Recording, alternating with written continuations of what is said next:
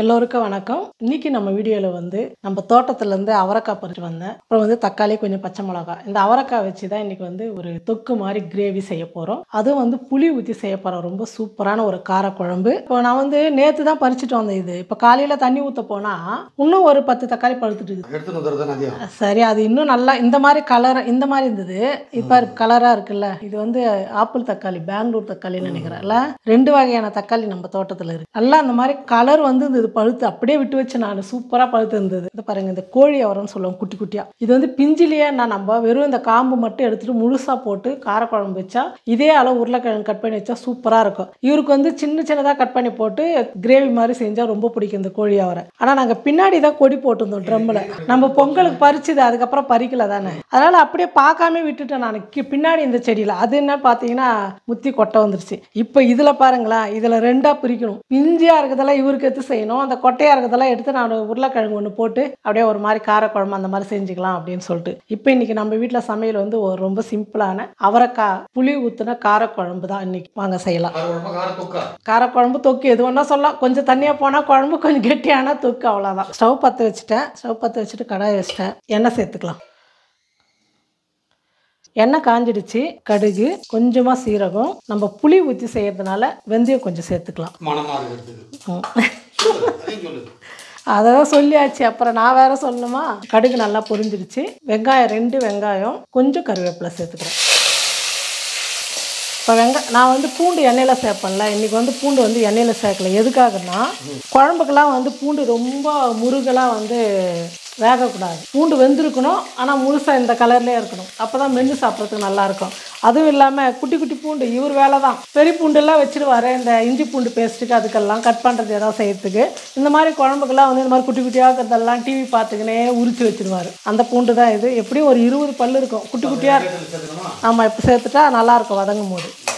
இந்த பூண்டு வெங்காயம் வதங்கட்டும். அதுக்குள்ளே வந்து நம்ம தக்காளி அவரைக்காயெல்லாம் எடுத்து கிள்ளி வச்சுக்கலாம். வெங்காயம் வந்து வதங்கிடுச்சு. நான் சின்ன சின்னதாக 2 தக்காளி எடுத்து கட் பண்ணிக்கிட்டேன்.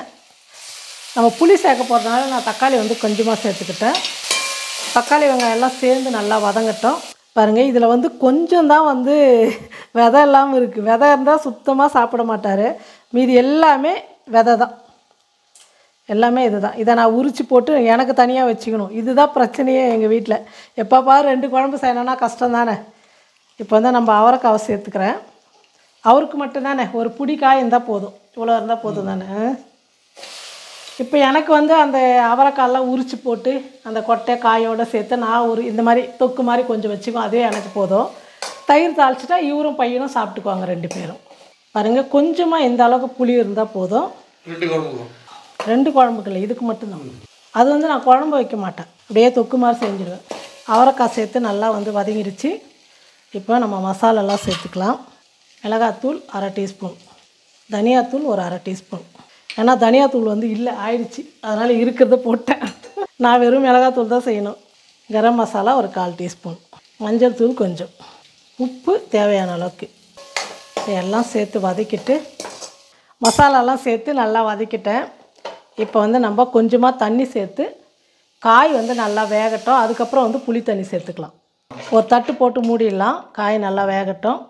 பாருங்கள், குழம்பு நல்லா கொதித்து அவரைக்காயெல்லாம் நல்லா வெந்துருச்சு. இப்போ வந்து நம்ம புளி தண்ணி ஊற்றி கொதிக்க வச்சுக்கலாம்.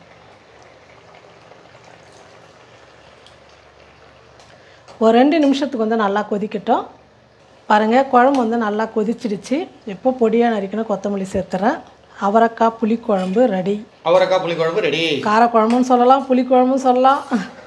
இப்போ ஸ்டவ் ஆஃப் பண்ணிடுறேன். இப்போ இந்த பக்கம் வந்து நான் அவரைக்காய் அந்த கொட்டெல்லாம் இருந்தது பாருங்கள், அதை போட்டு வைக்கிறேன்னு சொன்னேன்ல, அதுவும் ரெடி ஆயிடுச்சு. நான் வந்து குக்கரில் வச்சுட்டு, ஏன்னா கொட்டெல்லாம் இருக்கிறதுனால கொஞ்சம் லேட் ஆகுன்றதுனால குக்கரில் தாளிச்சிட்டேன். இப்போ நல்லா கொதித்து கிரேவி மாதிரி வரணும். இதை நல்லா கொதிக்கட்டும். சமையல்லாம் முடித்தாச்சு. இப்போ வந்து நாங்கள் வராகி அம்மன் கோயிலுக்கு போகிறோம். இன்றைக்கி வந்து தேய்பிறை பஞ்சமி, ரொம்ப விசேஷம். இன்றைக்கி கோயிலுக்கு போனால் ரொம்ப நல்லது, எல்லாருக்குமே தெரியும். நிறைய யூடியூப்பில் பஞ்சமி வரும்போது 2-3 நாளைக்கு முன்னே பார்த்தீங்கன்னா யூடியூப்பில் ஃபுல்லாக பஞ்சமி வராகி அம்மன் பற்றி தான் போடுவாங்க. அவ்வளோ ஒரு சக்தியான வராகி அம்மனை தான் நம்ம பார்க்க போகிறோம். சமையல் செஞ்சு வச்சுட்டு கோயிலுக்கு போயிடலாம், அதுக்கப்புறம் வந்து சாப்பிட்டுக்கலாம் அப்படின்றதுனால தான் சாப்பாடு வந்து செஞ்சு முடித்தாச்சு. தயிர் தாளிச்சிருக்கிறேன். இது அவரைக்காய் புளி குழம்பு. உங்களுக்கே காமிச்சேன் நான் இந்த மாதிரி அவரைக்கொட்டைலாம் இருந்தால் அவர் சாப்பிட மாட்டார்னா தனியாக வந்து கிரேவி மாதிரி எனக்கு மட்டும் நான் வச்சுக்கிட்டேன். இன்றைக்கி நம்ம வீட்டில் இது சமையல் தான். வாங்க போய் கோயிலில் போய் பார்க்கலாம்.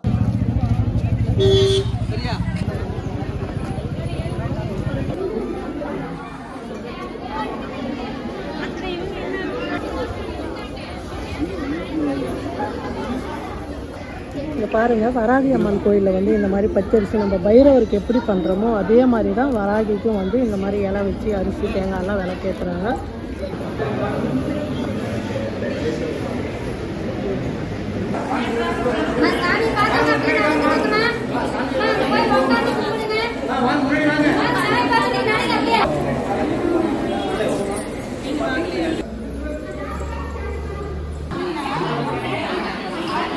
எல்லாம் பெரிய பெரிய கோயில் இருக்காங்க.